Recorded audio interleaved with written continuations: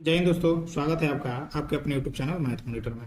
आज की वीडियो में हम लोग देखेंगे सिक्कों पर आधारित प्रश्न, जो कि एग्जाम में बहुत ज़्यादा पूछा जाता है। और इस प्रकार के प्रश्न में बहुत सारे दोस्त जो हैं, बहुत सारे जो स्टूडेंट हैं उसमें कंफ्यूज हो जाते हैं कि इस प्रकार के प्रश्न को बनाएंगे कैसे। इस प्रकार के प्रश्न को बनाना बहुत ही आसान होता है दोस्तों। छोटे से बात को अगर ध्यान से समझ लेते हैं तो आप इस प्रकार के प्रश्न को बहुत जल्द सोल्व कर पाएंगे दोस्तों। देखिए, एक थैली में 50 पैसे, 25 पैसे तथा 10 पैसे के सिक्के हैं। उसका अनुपात दे दिया है और इसमें कुल 206 रुपये होते हैं। प्रत्येक प्रकार के सिक्के की संख्या ज्ञात करें। ठीक है, प्रश्न में पूछा है, मान लीजिए एक थैला है और थैला में 50 पैसा, 25 पैसा और 10 पैसा के कुछ सिक्के दिए रखे हैं, जिसका अनुपात दे दिया गया है 5 अनुपात और 5, 9 और 4 के अनुपात में रखे गए हैं। और उसका मान जो है वह रुपया में है, कितना है? 206 रुपया। तो देखिए, 50 पैसा, 25 पैसा और यहाँ पे हो गया 10 पैसा। ठीक है दोस्तों, 50, 25 और 10 पैसों के सिक्के हैं। इसका अनुपात दिया है 5 अनुपात 9 अनुपात 4 के रूप में दिया हुआ है। ये जो अनुपात दिया है वो किस चीज़ का अनुपात दिया है, उसको जरूर ध्यान देना है कि सिक्कों की संख्या का अनुपात दिया है कि रुपया का अनुपात दिया है। ठीक है, तो देखिए प्रश्न में दिया है कि सिक्के, यानी ये जो अनुपात दिया हुआ है वो क्या दिया है?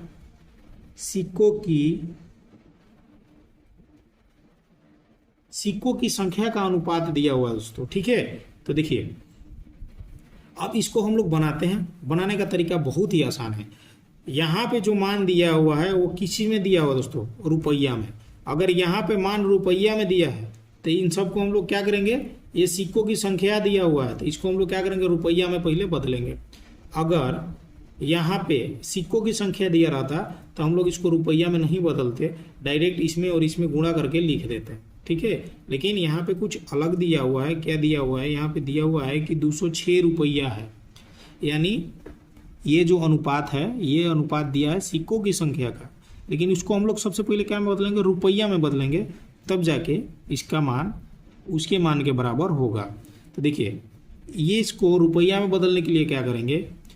ये 50 पैसा है, 50 पैसा को 1 रुपया करने के लिए क्या करते हैं दोस्तों? 2 सिक्का डालते हैं। तो इसमें क्या करेंगे? यहाँ पे लिखते हैं, इसमें क्या करेंगे? 2 से भाग दे देंगे। क्या करेंगे दोस्तों? 2 से भाग दे देंगे। देखिए, इसको बनाने के लिए हम सब में x डालते हैं ताकि आपको अच्छा से समझ में आए। देखिए, ये 50 पैसा है, एकदम ध्यान से समझिए। 50 पैसा है, 50 पैसा के सिक्कों का भाग जो दिया है वो 5 भाग है।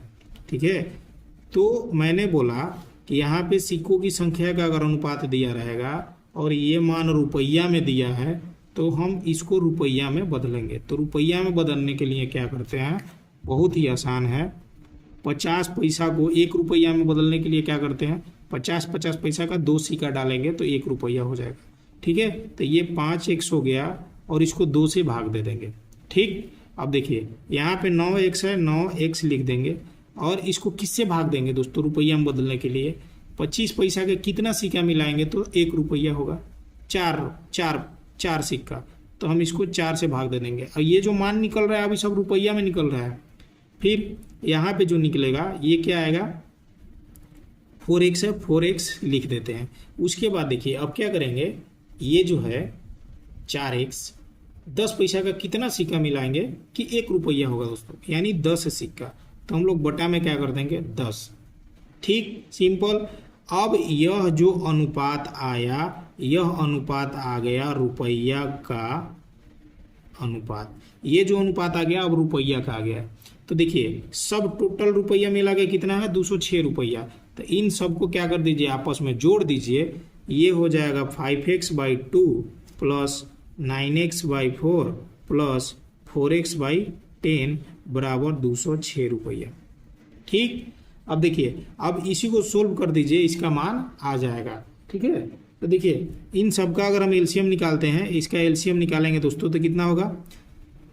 10, 4 और 2 का एलसीएम निकालेगा दोस्तों तो 20 होगा। क्या होगा? 20 होगा। एक लाइन में रुक जाओ, जोड़ के बना देते हैं, आपको अच्छे से थोड़ा समझ में। 20 ये जाएगा 10, तो 10 में 5 से गुणा कीजिए, कितना हो जाएगा? 5x। ये 4, आप लोगों को तो बट्टा का जोड़ समझ में आता ही होगा। देखिए 4 से ये गया 5 बार में, तो 5 से 9 में गुणा कर देंगे, कितना हो जाएगा? 9 × 5 = 45x। ठीक है, और प्लस ये 10 से 20 जाएगा 2 बार में, तो ये हो जाएगा 8x बराबर 206। ठीक है दोस्तों, थोड़ा जगह नहीं बचा है, यहाँ पे बना देते हैं। ठीक है, अब इन सबको आप जोड़ दीजिए। जोड़ने के बाद कितना होता है, 8 5 13, 13 का 3 लिख देंगे, हाथ में लगा 1, और 5 4 9 1 10। ठीक है, 103x और बराबर कितना हो जाएगा दोस्तों 206, और बटा में 20 है, इधर जाके क्या में हो जाएगा, गुणा में हो जाएगा। ठीक, अब देखिए ये गया कितना बार में, 2 बार में। कितना बार में गया, 2 बार में, यानी x का मान कितना आ गया दोस्तों 40। x का मान कितना आ गया दोस्तों 40।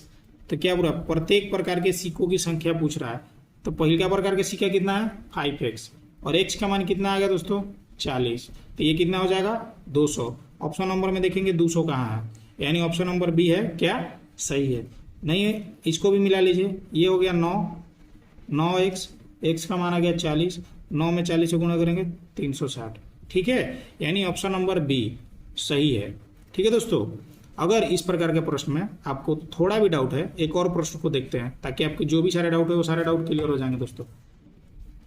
एक थैला में 25 पैसे, 10 पैसे तथा 5 पैसे के सिक्के हैं, यानी हम डायरेक्ट लिखते हैं 25 पैसा, 10 पैसा, और ये हो गया 5 पैसा।